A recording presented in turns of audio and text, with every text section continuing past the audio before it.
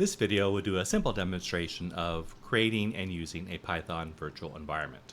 So I go ahead and create a directory for the project that will demonstrate this.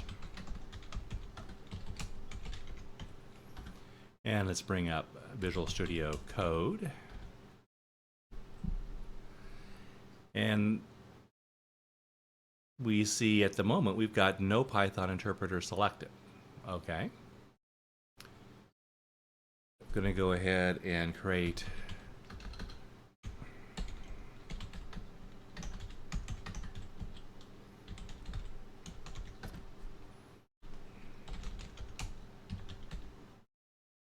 actually now it took a while, but VS Code just now came up with and selected my Conda virtual environment, and this video is about a standard Python virtual environment. They're virtually the same thing, but they're a little bit different. So let's actually go back to the system version. We can tell it's system user bin Python. And by selecting that interpreter, we're now using system settings. So if I try to import, say, Sql Alchemy, which has not been imported to this system, it doesn't work. Well, it's missing because it can't find it. And let's say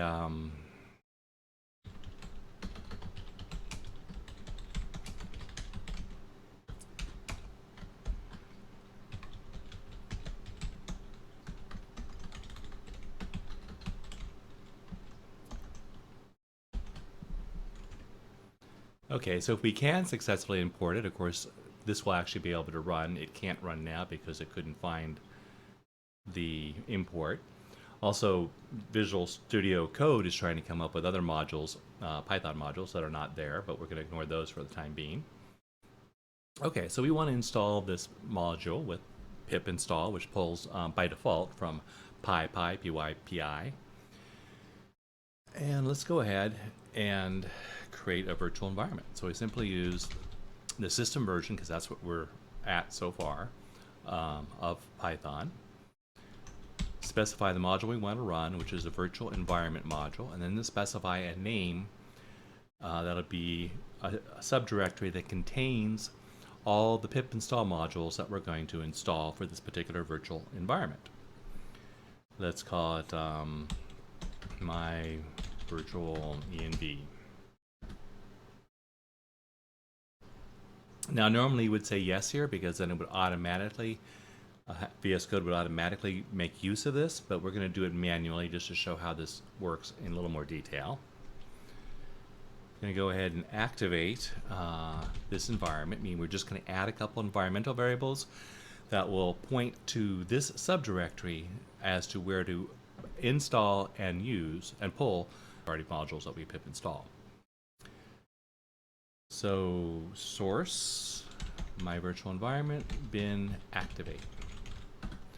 Now we can see that we've activated it because by convention the command line changes to show the name of the virtual environment that we're in.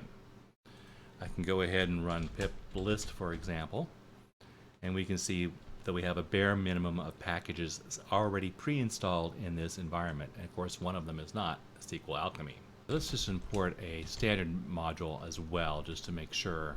So we note we get a different type of an error here, the way my Pylance Python language server is set up for VS Code. This one shows that it's an info. We couldn't, that shouldn't be info. I mean, that's a warning.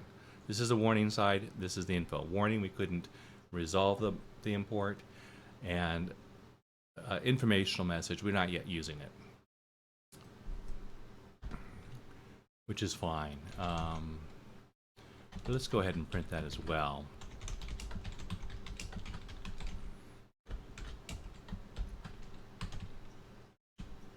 Now this one we actually have version right off of the module, but in general dunder version is available on almost every module to tell you what version of that module there is. And I'm importing sys just to show that we are still picking up the standard library, of course, and we are, but we haven't found this one. Okay, so at the terminal now we can go ahead and pip install Sql Alchemy. and then it installed it. And we can also do a pip list again, and we see 1.3.19. Now if we run this, note we're not yet using the virtual environment because we didn't let VS Code automatically jump to that. We're using the system Python interpreter. So we need to actually go in and find this. Now again, usually you're going to say yes to VS Code and you don't have to do this step, but it's helpful to see how to do this step. We're going to go ahead and find the Python interpreter, because the virtual environment not only copies over, it copies over the system's version of Python, so that you can have different versions of Python in your Python virtual environment. So home, projects, virtual environment, my virtual environment, and bin. This particular version of Python is the interpreter that's inside of our virtual environment. VS Code recognizes, oh, okay, this is inside of a virtual environment, therefore I'm going to recognize that it is. And just see what happens now that VS Code recognizes that we're inside the virtual environment. If I were to create a new terminal, it would automatically source the activate script and add in the virtual environmental variables, and I'd be able to, again, I'm where I need to be. Now all this works for the Conda as well, but this particular video is Conda virtual environment, but this particular video is about the Python virtual environment. So now let's go ahead and run this, and we see Python system 3.8.2 compiled with the GNU C compiler, and Sql Alchemy version 1.3.19, which is what we just saw when we did our pip list. Now let's say we want to end our session. We're all done. We don't want to work in this particular environment anymore. So we can go ahead and simply say deactivate. That's it. We're out of that virtual environment. And note that I don't even have pip installed in the system, on my system. So clearly pip was also installed when I created the virtual environment, so that I could actually use pip to install modules by default, again from pypi.org. And let's just briefly go to the website that is by default pulling modules from when you do pip install. And this is it here, pypi.org. Over 265,000 projects. Now many of these are newer versions of older projects that have not actually been removed from the website. But nevertheless, there's quite a few here that are quite good, and it's worth checking out after you fully learn the Python standard library and all that it has to offer.